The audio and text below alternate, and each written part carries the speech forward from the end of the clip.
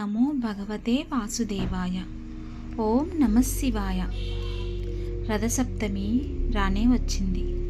రథసప్తమి రోజున ఏం చేస్తాము? సూర్య భగవానుడికి నమస్కరిస్తాము, పూజ చేస్తాము. అసలు రథసప్తమి అంటే ఏమిటి, అసలు ఎలా జరుపుకుంటాము అన్నది ఈరోజు తెలుసుకుందాం. రథసప్తమి ఫిబ్రవరి 16వ తేదీన రథసప్తమి మనము పర్వదినం జరుపుకుంటాము. అసలు రథసప్తమి అంటే ఏమిటి తెలుసుకుందాం. సకల చరాచర జగత్తుకు వెలుగులు ప్రసాదించేది సూర్యభగవానుడు. హిందువులు మాఘ శుద్ధ సప్తమి రోజున రథసప్తమి పండుగగా జరుపుకుంటారు. దక్షిణ భారతములో ఈ రోజున మకర సంక్రాంతి పండుగను జరుపుకుంటూ కొందరు ఇతర మాసములోని సప్తమి తిథుల కన్నా మాఘమాసమందలి సప్తమి బాగా విశిష్టమన్నది. మాఘశుద్ధ సప్తమి నాడు అదితి కాశ్యపులకు సూర్యుడు జన్మించాడు. ఆ రోజునే సప్తస్య రథరూఢై ప్రపంచానికి దర్శనమివ్వడంతో రథసప్తమిగా వేడుకలను జరుపుకుంటాము. రథంలోని భాగాలు సమయాన్ని, ఋతువులను పేర్కొంటాయి. ఉత్తర దిశ వైపు సూర్యుడి ప్రయాణం ప్రారంభమవుతుంది. దైవారాధనలో సూర్యుని ఆరాధనకు విశిష్టమైన స్థానం ఉంది. ప్రత్యక్షంగా సూర్యుడు దర్శనమిస్తాడు. కాల నిర్ణయం. సూర్యరథానికి ఒక్కటే చక్రం, దానికి ఆకులు 6, గుర్రాలు 7. అసురుడు సారథి. కాంతులు విరచిమ్ముతూ నిరంతరం ప్రయాణించడం అతని గుణం. ఇది సూర్యుని భౌతిక స్వరూపం. సూర్యుని గమనం 7 గుర్రములు పూంచిన బంగారు రథం మీద సాగుతుందని వేదము హిరణ్యన సవితారేదన అనే తెలుపుతుంది. సూర్యగమనం ప్రకారం ఉత్తరాయణము, దక్షిణాయనం అనే 2 విధానములు. ఆషాఢ మాసం నుండి పుష్యమాసం వరకు దక్షిణాయనము. సూర్యరథం దక్షిణాయనంలో దక్షిణ దిశగా ప్రయాణిస్తుంది. తరువాత సూర్యుడు మకర రాశి ప్రవేశం, ఉత్తరాయణ ప్రారంభం సూచకముగా రథసప్తమి అని పేరు వచ్చింది. అందుకే ఈరోజు పవిత్ర దినముగా భావించి భారతీయులు సూర్యుని ఆరాధిస్తారు. బా అంటే సూర్యకాంతి, రతి అంటే సూర్యుడు. కావున సూర్యుని ఆరాధించువారు అందరూ భారతీయులు. భారతి అంటే వేదమాత. వేదమాత నారాధించువారును భారతీయులే. సూర్యుని వెలుగులు లేని ప్రపంచం చీకటితో భీతావాహంగా ఉంటుంది. వ్యవసాయానికి, మానవులకి, జంతువులకి, ఇతర జీవరాశులకి సూర్యుని కిరణములే ఆధారము.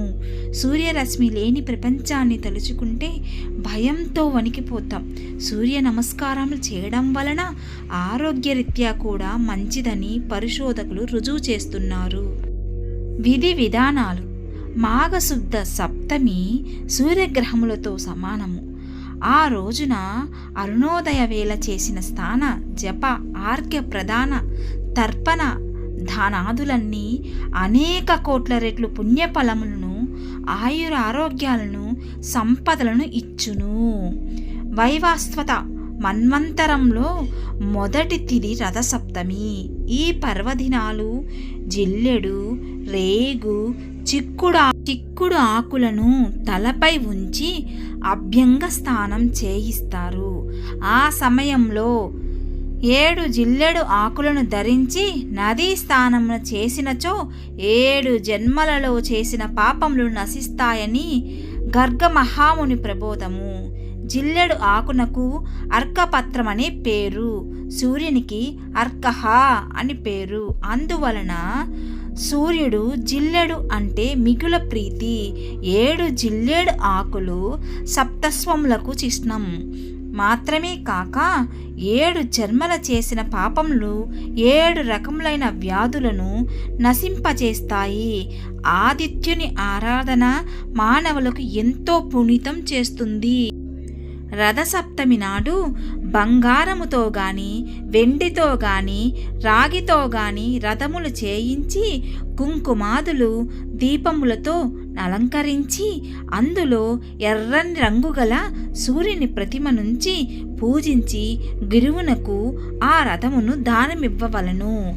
ఆ రోజు ఉపవాసముండి సూర్య సంబంధమగు రథోత్సవాది కార్యక్రమములు చూచుచూ కాలక్షేపం చేయాలి. ఇట్లు రథసప్తమి వ్రతముచే సూర్యభగవానుని అనుగ్రహము ఆయురారోగ్యాది సకల సంపదలు కురియునని పురాణ ప్రబోధము. రథసప్తమి వ్రతము మన సాంప్రదాయములో నిలిచియుండుట భారతీయులకు చిహ్నము. అసలు రథసప్తమి రోజు ఏం చేయాలంటే, రథసప్తమి ముందు రోజు ఉపవాసం ఉండి మర్నాడు సూర్యోదయానికి ముందుగానే స్నానం చెయ్యాలట. స్నానం చేసేటప్పుడు మగవారు 7 జిల్లెడు ఆకులు, ఆడవారు 7 చిక్కుడు ఆకులు తలపై భుజాలపై ఉంచుకొని ఈ కింద మంత్రాన్ని చదువుతూ స్నానం చేయాలి. జననీ త్వం హి లోకానాం సప్తమి సప్త సప్తికే సప్త వ్యాహృతికో దేవి నమస్తే సూర్యమాతృకే. సప్తాస్యములు గల ఓ సప్తమి, నీవు సకల భూతములకును లోకమునకు జననివి. సూర్యునికి తల్లివైన నీకు నమస్కారములు అని ఈ మంత్రంకు అర్థము. ఈ సప్తమి నాడు ఆవు నెయ్యితో దీపారాధన చెయ్యటం శ్రేయస్కరమట. మన పెద్దవాళ్ళు రథసప్తమి రోజు ఆరు బయట సూర్యకిరణాలు పడే చోట తూర్పు దిక్కున తులసికోట పక్కగా ఆవు పేడతో అలికి దానిపై వరిపిండితో పద్మం వేసి పొయ్యి పెట్టి ఆవు పేడతో చేసిన పిడకలను అంటించి ఆవు పాలు పొంగించి ఆ పాలల్లో కొత్త బియ్యం, బెల్లం, నెయ్యి, యాలకులు వేసి పరమాన్నం తయారు చేస్తారు. తులసి కోట ఎదురుగా 7 చిక్కుడు ఆకులతో రథం చేసి చిక్కుడు ఆకులపై పరమాన్నం ఉంచి దేవుడికి నైవేద్యం పెట్టేవారు. రథసప్తమి ప్రాధాన్యత ఏమిటి? కాలమే సకల ప్రాణులను పుట్టిస్తుంది. కాలమే సర్వ ప్రాణులను సంహరిస్తుంది. లీననయమై నిదురించిన కాలమే తిరిగి మేల్కొంటుంది. సృష్టి క్రమాన్ని ప్రారంభిస్తుంది. అందుకే కాలధర్మాన్ని ఎవరు అతిక్రమించలేరు.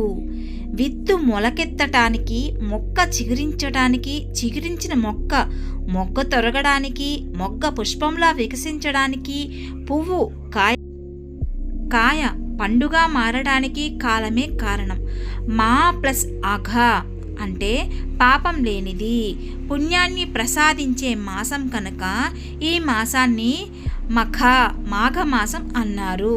నిజానికి ఉత్తరాయణం మకర సంక్రమంతో పాటు ప్రారంభమైన ఈ రథసప్తమి నుండి ఉత్తరాయణ స్ఫూర్తి పూర్తిగా గోచరిస్తుంది.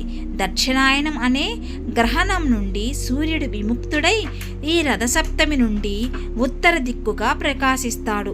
కనుక ఈ రథసప్తమిని సూర్యగ్రహ తుల్యంగా భావించి పితృతర్పణాలు, దేవఋషి తర్పణాలు ఇవ్వాలనే నియమాన్ని పెద్దలు నిర్ణయించారు. ఉత్తరాయణంలో మాఘమాసం రథసప్తమి మానవుణ్ణి ఉన్నత జ్ఞాన మార్గంలో ప్రయాణింపజేసే భగవత్ సాక్షాత్కార ప్రాప్తుణ్ణి చేస్తాయి.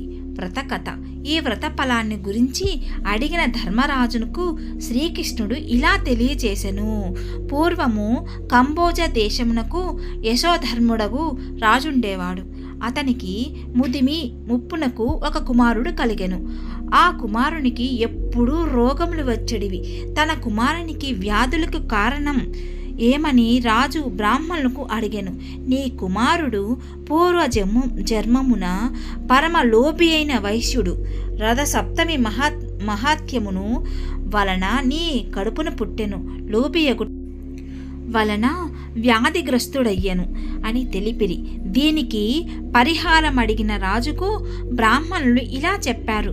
ఈ వ్రత ఫలితమును ఇతడు నీకు కలిగినో అదే రథసప్తమి వ్రతమును ఆచరించి పాపమును నశించి చక్రవర్తిత్వము పొందును. ఆ వ్రతం ఆచరించిన రాజునకు తగిన ఫలితం కలిగను. జపా కుసుమ సంకాశం కాశ్యపేయం మహాధృతిం తమోరిం సర్వ పాపాజ్ఞం ప్రాణతోస్మి దివాకరం అని సూర్యభగవాన్ని ధ్యానించమని చెప్పాడు. అలా సూర్యభగవాను ధ్యానించడం వల్ల ఆయురారోగ్యాలు, అష్టైశ్వర్యాలు అన్నీ లభిస్తాయి. ఈ ప్రపంచానికి యావత్తు వెలుగునిచ్చేది సూర్యభగవానుడే, ఆరోగ్య ప్రదాత సూర్యభగవానుడే. అందువలన రథసప్తమిని పర్వదినంగా మనం వేడుకగా జరుపుకుంటాము.